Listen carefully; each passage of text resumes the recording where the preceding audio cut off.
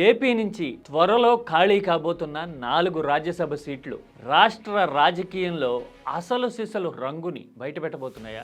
అదే కూటమి political equations ని క్లియర్ కట్ గా చూపించబోతున్నాయా? అంటే రాబోయే 3 ఏళ్లలో ఏం జరగబోతోంది, ఎవరి లెక్క ఎలా ఉంటుంది అనేది, ఈ 4 సీట్లు ఎలా భర్తీ అవుతాయి అనే సరళిని బట్టి తేలిపోతుందా?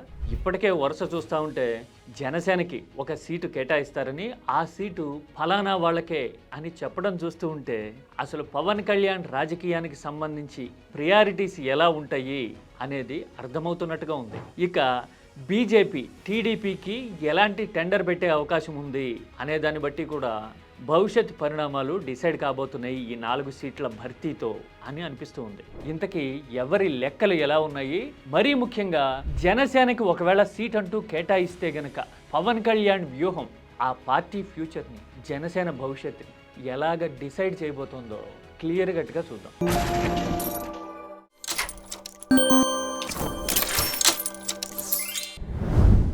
ఏపీ నుంచి 4 రాజ్యసభ స్థానాలు త్వరలో ఖాళీ కాబోతున్నాయి. అవేంటి? ఒకటి, రిలయన్స్ నుంచి వ్యాపారవేత్త పరిమళ్ నత్వాని ఏపీ నుంచి రాజ్యసభలో ఉన్నారు. అయోధ్య రామరెడ్డి వైసీపీ సభ్యుడు, ఆయన పదవీకాలం ముగుస్తూ ఉంది. పిల్లి సుభాష్ చంద్రబోస్ పదవీకాలం కూడా ముగిసిపోతుంది. టీడీపీ నుంచి ఈ మధ్య కాలంలో అవకాశం వచ్చిన సానా సతీష్ పదవీకాలం కూడా కొలిక్కొచ్చేసింది. ఈ 4 సీట్లు భర్తీ అవుతున్నాయి.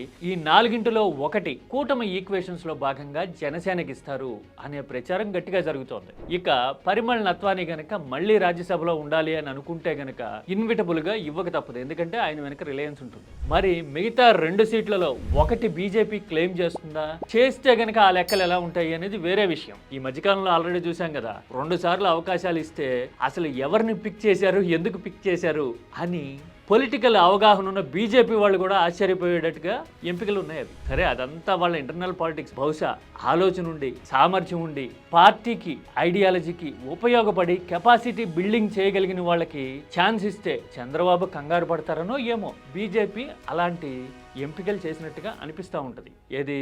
పొలిటికల్ సైకాలజీని అర్థం చేసుకుంటే. అంటే ఏతావాత ఇక టీడీపీకి మినిమం 1, మ్యాక్సిమం 2 సీట్లు మాత్రమే దక్కే అవకాశాలు ఉన్నాయి ఈ 4ంట్లో. మరి జనసేనకి రాజ్యసభ సీట్ అంటూ కేటాయిస్తే ఎవరుంటారు? ప్రాబబుల్ లిస్ట్ ఏముంది అంటే స్పెక్యులేషన్ ఆల్రెడీ కొన్నాళ్లుగా జరిగిపోతూ ఉంది. ప్రాబబుల్స్ అంటే పెద్ద చిట్టా ఏమీ లేదు. వ్యాపారవేత్త లింగమనేని రమేష్ని రాజ్యసభకి పంపాలి జనసేన తరపున అని పవన్ కళ్యాణ్ దాదాపుగా ఫిక్స్ అయ్యారు అని కోకొల్లలుగా కథనాలు వస్తూ ఉన్నాయి. చాలా మందికి తెలుసో లేదో, లింగమనేని రమేష్ విజయవాడకు చెందిన వ్యాపారవేత్త, కమ్మ సామాజిక వర్గం. జనసేనకి ముందు నుంచి అన్ని రకాలుగా అండా దండగా ఉంటున్న వ్యక్తి మాత్రమే కాదు, టీడీపీకి జనసేనకి మధ్య లైజనింగ్గా, కనెక్టర్గా ఉన్నది కూడా లింగమనేని రమేషే అని ఇంటర్నల్గా దగ్గర నుంచి చూసే వాళ్ళకి ఆల్రెడీ తెలుసు. పైగా చంద్రబాబు గత 10 ఏళ్లుగా ఉంటున్న కరకట్ట నివాసం కూడా లింగమనేని రమేష్దే. అంటే అటు టీడీపీ నాయకత్వానికి ఇష్టడు, ఇటు పవన్ కళ్యాణ్కి సన్నిహితుడు, అన్నిటికీ మించి బ్యాక్ బోన్. కాబట్టి లింగమనేని రమేష్ని రాజ్యసభకు పంపుతారు అని ఇప్పుడు ఓపెన్గా మాట్లాడుకోవడం కనిపిస్తోంది. టీడీపీ జనసేన కలిసి ఉండాలి వచ్చే 15 ఏళ్ళు అని పవన్ కళ్యాణ్, చంద్రబాబు పదే చెప్తూ ఉన్నారు కదా. కలిసి ఉంటేనే ఇద్దరికి లాభం, లేకపోతే ఓడిపోవడం ఖాయం అనే ఫీలింగ్, క్లారిటీ ఇద్దరికి ఉండటం వల్ల ఇలాంటి ప్రకటన తరచుగా వస్తూ ఉంది కదా. అందుకోసమే అలాంటి వ్యూహానికి తగినట్టుగా కమ్మ సామాజిక వర్గానికి తన పార్టీలో, తన దృష్టిలో చాలా ప్రయారిటీ ఉందని చెప్పడానికి పవన్ కళ్యాణ్ వ్యూహాత్మకంగా ఈ ఎంపిక చేసే అవకాశం ఉంది అనేది క్లియర్ కదా. ఆల్రెడీ జనసేన నుంచి కేబినెట్లో 3 ఉంటే కమ్మ సామాజిక వర్గానికి చెందిన నాదెండ్ల మనోహర్ ఆల్రెడీ ఉన్నారు. ఇప్పుడు రాక రాజ్యసభ అవకాశం వస్తే అది కూడా లింగమనేని రమేష్కి ఇవ్వడము అంటే కమ్మలతోనే, కమ్మల పైనే తన రాజకీయ భవిష్యత్తు ఆధారపడి ఉంది అని పవన్ కళ్యాణ్ స్టేట్మెంట్ చేసినట్టు, అంతే కదా. ఇంతకీ వ్యాపారవేత్తలకి, సన్నిహితులకి అవకాశాలు ఇస్తే ఏది రాజ్యసభ లాంటివి పరిణామాలు, ఈక్వేషన్స్ ఎలా ఉండొచ్చు? ఒకసారి రీసెంట్ ఫ్లాష్ బ్యాక్ని రివైండ్ చేద్దాం. పవన్ కళ్యాణ్ పొత్తు ఖరారు చేసుకున్న తర్వాత, కూటమి అధికారంలోకి వచ్చిన తర్వాత 2 ఎమ్మెల్సీ స్థానాలు జనసేనకి దఖలుపడ్డాయి కదా. ఒకటి తన బృందంలో సభ్యుడిగా ఉన్న జర్నలిస్ట్, కాపు సామాజిక వర్గానికి చెందిన హరిప్రసాద్కి ఇచ్చారు పవన్ కళ్యాణ్. రెండోది తన సోదరుడు నాగబాబుకి ఇచ్చారు. అంటే తన సన్నిహితులో లేదంటే తన సామాజిక వర్గానికి చెందిన వాళ్ళకో అరుదుగా వచ్చే అవకాశాలు ఇవ్వడానికి ఆయన హెసిటేట్ చేయలే. అంటే ఆయన ప్రయారిటీస్ అవి అని అర్థమైపోతుంది. ఇప్పుడు రాజ్యసభ సీట్ వచ్చిందనుకోండి, తనకి వెన్నుదన్నుగా ఉన్న వ్యాపారవేత్తకి ఇచ్చారనుకోండి, పవన్ కళ్యాణ్ తన ప్రియారిటీస్ విషయంలో చాలా క్లియర్ కట్గా క్లారిటీతో ఉన్నారు అని అనుకోవాలి. మరి ఇక్కడే ఎవరికన్నా ఒక డౌట్ వస్తే రావచ్చేమో, అదేంటి జనం కోసం వచ్చాను, ఎంతో కొంత తిరిగి ఇవ్వాలి సమాజానికి, ఆ ప్రిన్సిపల్ తీసుకొచ్చింది అని పవన్ కళ్యాణ్ పదే పదే చెప్తారు కదా. అదే మాటని పదవుల విషయంలో కూడా ప్రూవ్ చేయొచ్చు కదా అని ఎవరన్నా అడిగితే అది అత్యాశ అనుకోవాలి. ఎందుకంటే కూటమి ఉండాలి, అధికారం నిలబెట్టుకునేందుకు తన వంతు ప్రయత్నం చేయాలి, కమ్మ సామాజిక వర్గాన్ని బుజ్జగించాలి అనే ఈ 3 పాయింట్సే థంబ్నెయిల్ ప్రయారిటీస్గా పవన్ కళ్యాణ్కు ఉన్నాయా అని అనుకోవాల్సి ఉంటుందేమో బహుశా లింగమనేని ఎంపికంటూ జరిగిపోతే. అంతే కదా. ఆ పార్టీ అన్న తర్వాత నాయకత్వానికి రాజ్యసభ సీట్ల విషయంలో ప్రయారిటీస్ ఉంటాయి కదా, ఎవరి ఎంపికలైనా ఇంతే కదా అని ఎవరన్నా అంటారేమో. అనే ముందు ఒక్క విషయం ఆలోచించండి. ఉదయాన్నే లేవగానే మనం ఫస్ట్ ఏ పని చేస్తాము, ఏం ఆలోచిస్తాము అనే దాన్ని బట్టి మన డే ఎలా ఉంటుంది అనేది డిసైడ్ అవుతుంది కదా.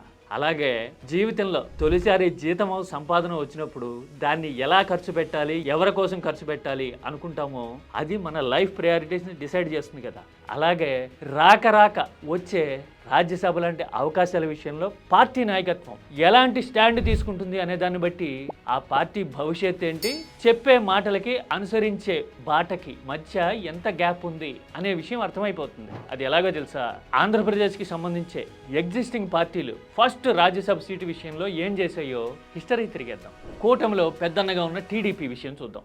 ఎన్టీఆర్ 82లో పార్టీ పెట్టి 83లో అధికారంలోకి వచ్చారు కదా. టీడీపీకి రాజ్యసభకు ప్రాతినిధ్యం వహించే అవకాశం 84లో వచ్చింది. సామాజిక న్యాయం, బీసీ సాధికారత లాంటి నినాదాలతో కదా ఎన్టీఆర్ పార్టీ పెట్టి అధికారంలోకి వచ్చింది. ఆయన ఫస్ట్ ఎవరిని ఎంపిక చేశారో తెలుసా రాజ్యసభకి? చింతామణి లక్ష్మణ అని విద్యావేత్త, సామాజికవేత్తని ఆయన ఎంపిక చేశారు. ఆయనకి మేధావిగా పేరుంది. రాజ్యసభకి లక్ష్మణ్ని పంపాలి అని ఎన్టీఆర్ ర్యాండమ్గా డిసైడ్ చేశారు. అంటే ఆయన ప్రవచించిన సిద్ధాంతానికి ఆచరించిన మార్గానికి పొంతన ఎంత పర్ఫెక్ట్గా ఉంది అనేది ఆ పికింగ్ చెప్తుంది మనకి. అఫ్ కోర్స్ అదే విడతలో పర్వతనేని ఉపేంద్ర లాంటి వాళ్ళు కూడా కొంతమంది వెళ్ళి ఉండొచ్చు, కానీ ఫస్ట్ ఎంపిక చేసింది మాత్రం చింతామణి. అవునా కదా? కావాలంటే వెరిఫై చేసుకోండి. మరి టీడీపీ గురించి అలా చెప్పారు కదా. వైసీపీ సంగతి ఏంటి అంటే, వైసీపీ ఏర్పడిన తర్వాత రాజ్యసభకి ప్రాతినిధ్యం వహించే అవకాశం 2016లో వస్తే జగన్ తన సన్నిహితుడు విజయసాయి రెడ్డికి అవకాశం ఇచ్చారు.